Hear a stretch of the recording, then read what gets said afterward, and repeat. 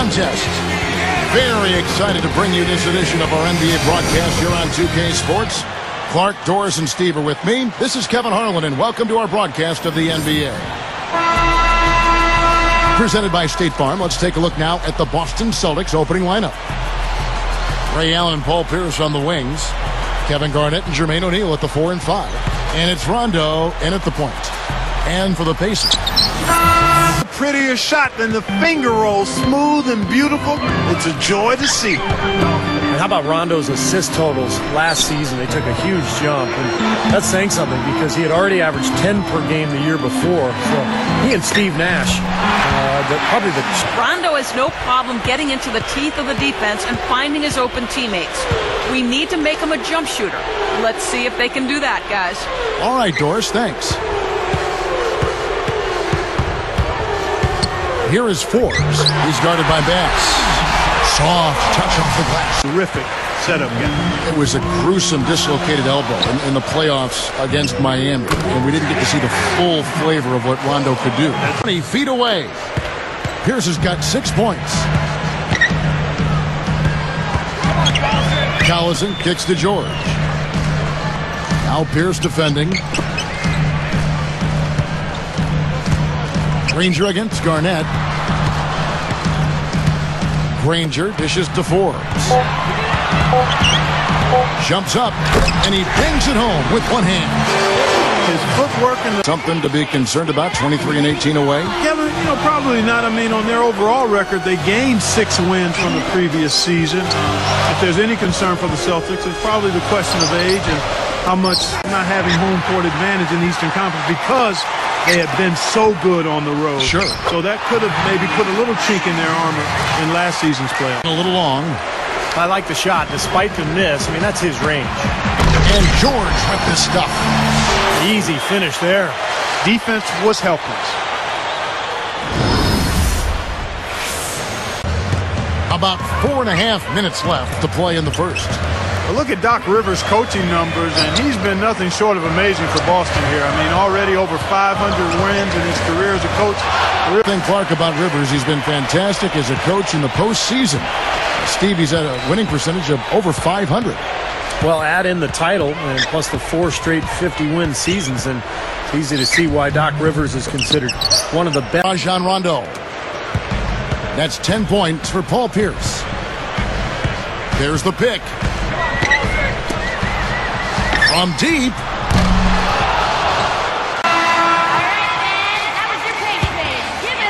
Here by Hansbrough. Here's George.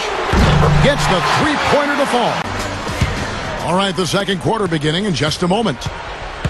And a chance here presented by Gatorade to see who's on the floor. All fueled up and ready to go for the start of the second quarter. On the court for the Celtics. Pierce and KG at the 3 and the 4. Dooling is out there with Allen, and it's O'Neal. And it Pierce has got the first points up on the board here in the second quarter for the Celtics. George against Allen. And George kicks it to Foster. Pass to George. He kicks it to Forbes. Shot clock at 6. Slams it on the run. I think he wanted some one-on-one time with the rim. Rebound goes to the Pacers. West has got 3 rebounds now in this one. They come into this one following a loss to the Thunder. I'm guessing they got quite a post Atlanta. Here is Forbes. Pierce covering. They get a hand on it.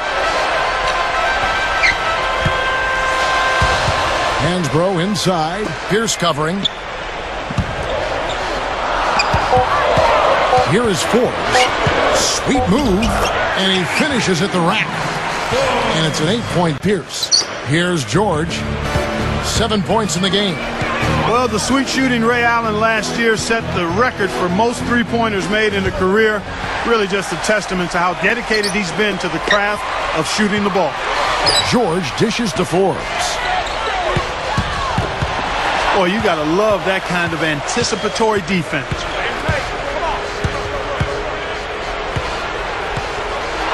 Here's the break. And there's the rejection. Outside. Wow.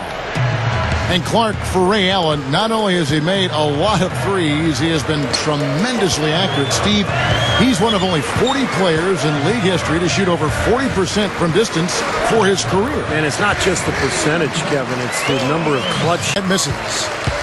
Pacers leading by 5. Here is Forbes. Rondo's got his 7th assist of the game with that last one. Forbes, he's in at 3. West out there with Danny Granger. Then there's Jones, and it's Collison in at the point. That's the Pacers' 5.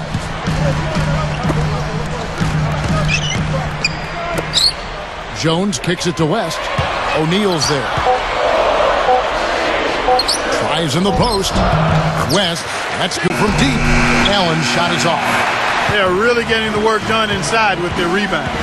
Yeah, not giving up too many second chance opportunities, which is always important. And it's been one of the reasons they have the lead right now. Here's Forbes. No. 8 points for Garnett. Pacers leading by 5. And he slams it home. Here's the replay on the strike slam cam. Pierce has got 22 points. He's been producing all night. It's up to the rest of his team to start kicking in a little bit.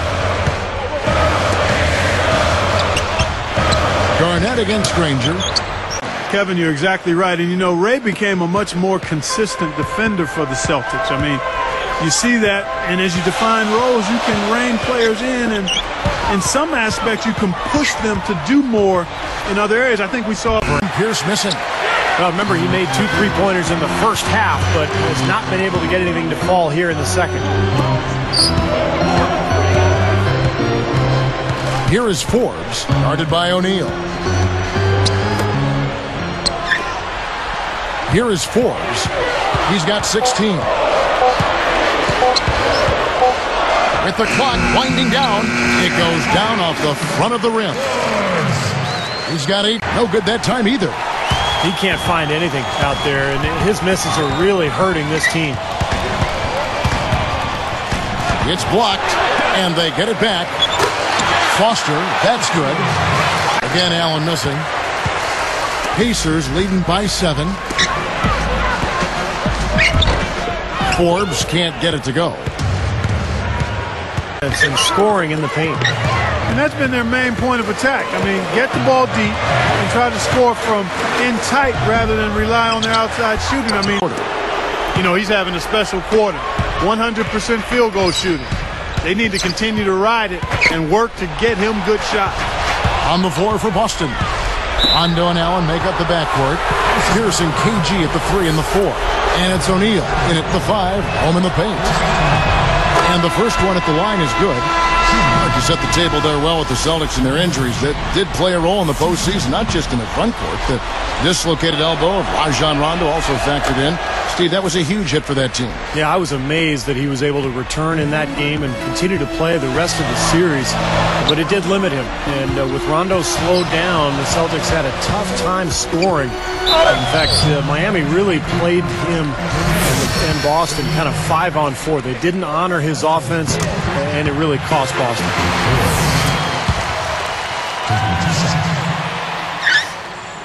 And good on the second, so he makes them both Pacers.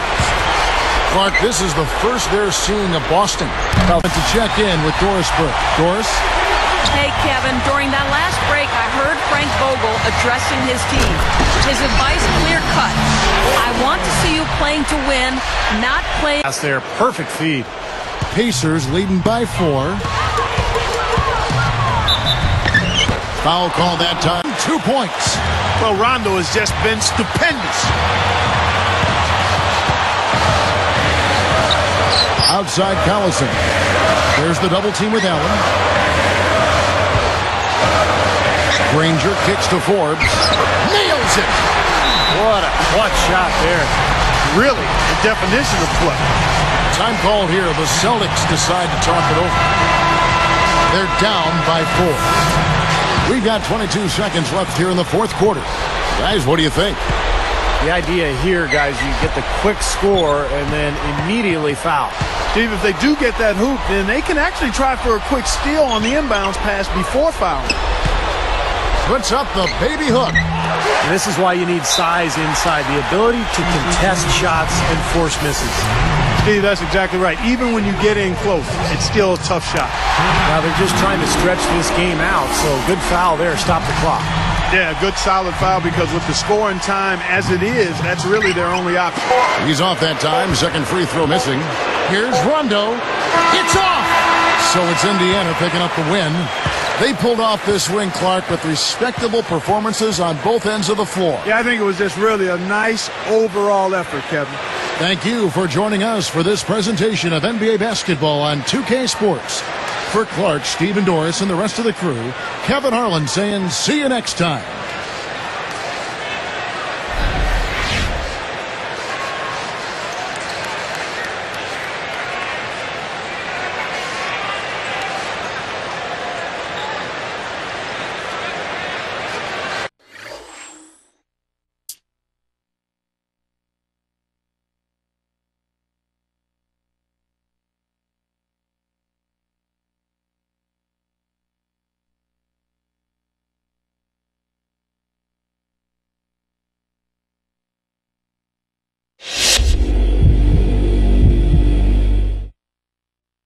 Congrats on getting a win in a really close game. How much does a game like that change the way you play in the closing moments, knowing that the outcome is hanging in the balance?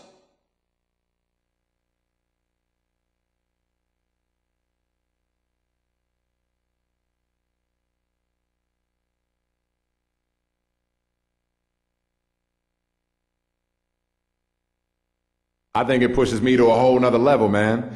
To paraphrase my boy Steven Jackson, I thrive under pressure. That's when I'm at my best, and that's when I think the true superstars stand out.